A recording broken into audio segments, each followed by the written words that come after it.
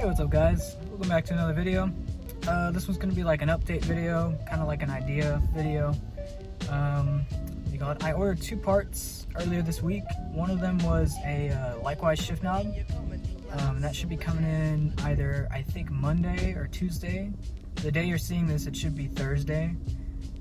So it's not here yet. It's still not gonna be here till next week. And then the other thing I ordered was actually in MTech Spring. I went on the old 86 BRZ forums.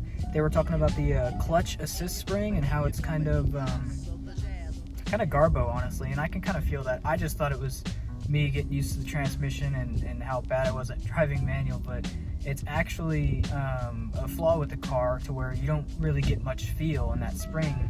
It's giving you too much assistance, and you don't get enough feel, and you don't get enough like kind of where the bite point is.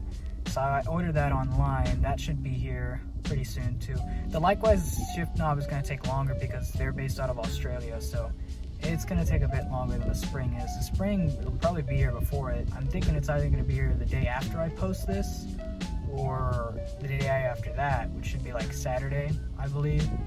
So yeah, the weather's really shitty this week. It has been for a while. I'm kind of sick of the pollen and stuff like that. It's making the car look really dirty all the time. And I've been washing it like crazy.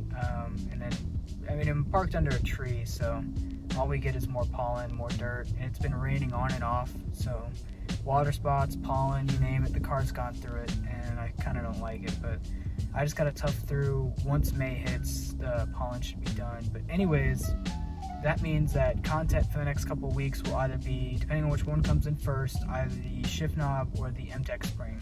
I'm really excited for both of those mods because, as you can see, here's the stock shift knob, right? It's the OEM one. When you have this one, you can just twist it right off. Subaru makes it really easy, but this one is only, I believe it's like 198 grams. It's not too heavy, honestly. And it has the shift pattern on there. It's only 198 grams, right? So it's not too heavy. It's got a fair bit of weight to it, and honestly, I do love the look of it. But the likewise one is, I believe the likewise one is like 400 grams, the one that I'm getting. So it's definitely gonna double the weight, almost to a full pound. I gotta screw that on right. It's good enough. But yeah, it shouldn't be a hard install. And then for the MTech Spring, it's right there. If you see that black spring right there to the left of the clutch, that's kind of the stock one. That's where the MTech will go. So that one's gonna be pretty fun because that's all the way under the dash and everything like that. That's gonna be kind of a shitty setup. So I'm gonna have to be upside down for a bit. I don't know how I'm gonna do that video, but I'll probably figure something out. Maybe place the camera right there so you guys can see what I'm doing. Because apparently there's a C-clip to the right of that spring and then the bolts to the left, and you get it out that way. So once that happens, it should be easy enough to do it. So we'll see how that spring job goes. Just to round out the video, the portion of the video where I said it was going to be ideas was for exhaust and wheels and suspension. Kind of know what I'm gonna go with suspension already. I think I'm gonna go BC Racing coilovers. And then wheels, I'm still looking. I've been looking on Fitment Industries, their gallery and stuff like that, kind of seeing what people have been rocking. I've seen a lot of 18 by 9.5, 18 by 8.5, with the either like a 45 offset or maybe like a 40. Some people do 38, some people do 35, which is even crazier because then that's when they start to do camber and stuff like that. I don't think I want to do any camber with the car. I kind of just want to get rid of some of the wheel gap, but not make it, undailyable. Like, this is my daily driver. I take it to work every single day. I take it around town. I've been driving it like crazy. So I just don't want to make it undailyable, if you guys know what I mean.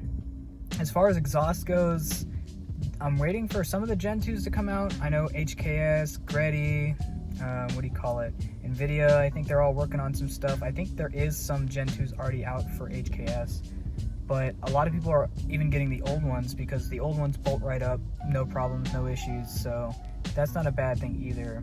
So I'm kind of just waiting on that. I'm going to decide. I want to make a good decision. I want to get something that I get in the long run, not just buy something just to have a new exhaust and then a month later be like, oh, this one sounds better, you know. I'm gonna go with the catback exhaust. I don't know if I told you guys, I don't really feel the single exit with these cars. I mean, they look nice if they're done right and with the right car, but I've seen enough people put Tomes on BRZs and stuff like that, and they're cool. I really like the sounds that they put out, especially if you get unequal length headers and stuff like that, but it's just kind of not my style. I like the dual tip kind of look and stuff like that. So yeah, if you guys have any suggestions on catbacks, coilovers, and wheels and stuff like that, you know, go ahead, feel free, make a comment, anything like that. Appreciate you guys watching, and have a good one. Yes?